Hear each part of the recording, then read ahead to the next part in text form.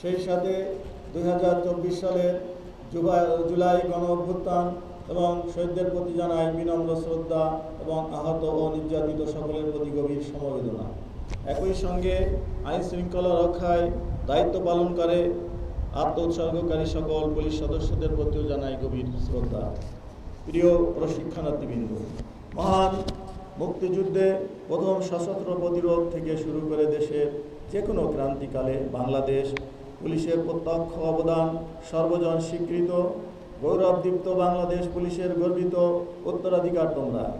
যোগ্যতম উত্তরাধিকার ও নবীনতম সদস্য হিসাবে তোমাদের অন্তর্ভুক্তি বাংলাদেশ পুলিশের ভাবমূর্তিকে অনন্য মাত্রায় উপনীত করবে বলে আমি বিশ্বাস করি। দেশের সার্বিক আইন শৃঙ্খলা রক্ষা, অপরাধ দমন, নিয়ন্ত্রণ প্রত্যেক নাগরিকের জান ও মালের নিরাপত্তা বিধান পুলিশ বাহিনীর প্রধান ও পবিত্র দায়িত্ব। জনগণের প্রত্যাশা পূরণের লক্ষ্যে সততা, নিষ্ঠা ও আন্তরিকতার সাথে তোমাদেরকে কাজ করে যেতে হবে। বাংলাদেশ পুলিশের নবীনতম সদস্য হিসাবে তোমাদেরকে নিজ নিজ দায়িত্ব পালনের সর্বোচ্চ পেশাদারিত্ব ও দক্ষতা স্বাক্ষর রাখতে হবে। মনে রাখতে হবে, পুলিশ জনগণের সেবক। প্রশিক্ষণ পরবর্তী সময়ে বাস্তব ক্ষেত্রে কর্ম ও আচরণ দ্বারা তোমাদেরকে প্রমাণ দিতে হবে প্রতিনিয়ত। তাহলেই পুলিশের প্রতি জনগণের আস্থা উত্তরোত্তর বৃদ্ধি পাবে। সকল প্রকার ভয়ভীতি, অনুরাগ, অনুকম্পা, প্রলোভনের ঊর্ধ্বে থেকে তোমাদেরকে কাজ করে যেতে হবে। বিশেষ করে মাঠ পর্যায়ে দায়িত্বশীল অফিসার হিসাবে বাংলাদেশ পুলিশের যোগ্য প্রতিনিধি হিসাবে সর্বোচ্চ স্বচ্ছতা, কর্তব্যনিষ্ঠা, পেশাদারিত্বের সাথে নিজ নিজ দায়িত্ব পালনে সচেষ্ট হতে হবে। জনগণকে সরাসরি সেবা প্রদানের এই অনন্য সুযোগের পথ চলায় আমি তোমাদের সার্বিক সাফল্য কামনা করছি।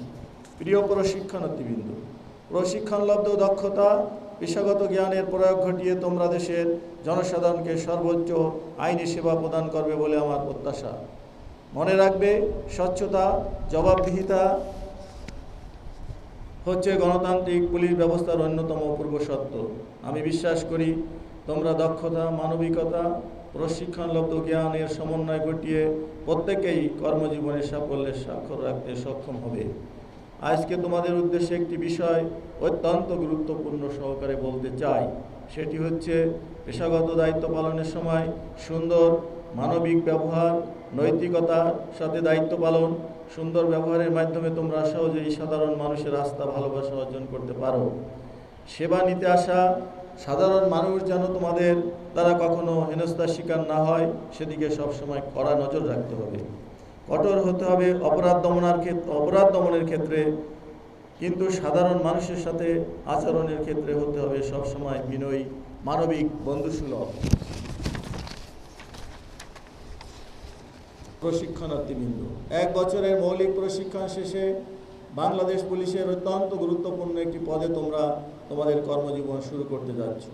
মামলার তদন্ত, সকল শ্রেণী পেশার নাগরিকদের নিরাপত্তা বিধান, আইন শৃঙ্খলা রক্ষা, মাঠ পর্যায়ে জনমানুষের সাথে সরাসরি সম্পৃক্ত থাকার এক অনবদ্য সুযোগ তোমরা পাবে। আশা করি তোমরা হবে নিজ নিজ দায়িত্ব পালনে আপসহীন, মার্জিত এবং সৃজনশীল মনস্ক।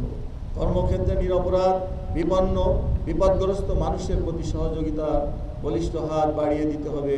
তোমরা হবে অকুণ্ঠ, অকুতোভয়ী।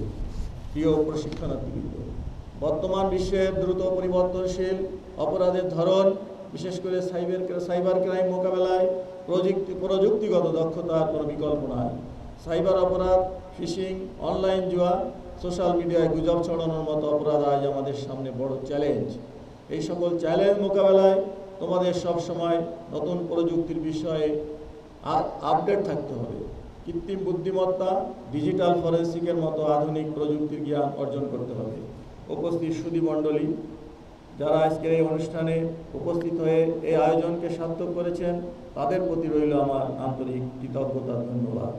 সেই সাথে আন্তরিক ধন্যবাদ জানাচ্ছি যারা আজকের এই অনুষ্ঠানটি সুন্দরভাবে আয়োজনের সার্বিক ব্যবস্থাপনায় নিয়োজিত ছিলেন।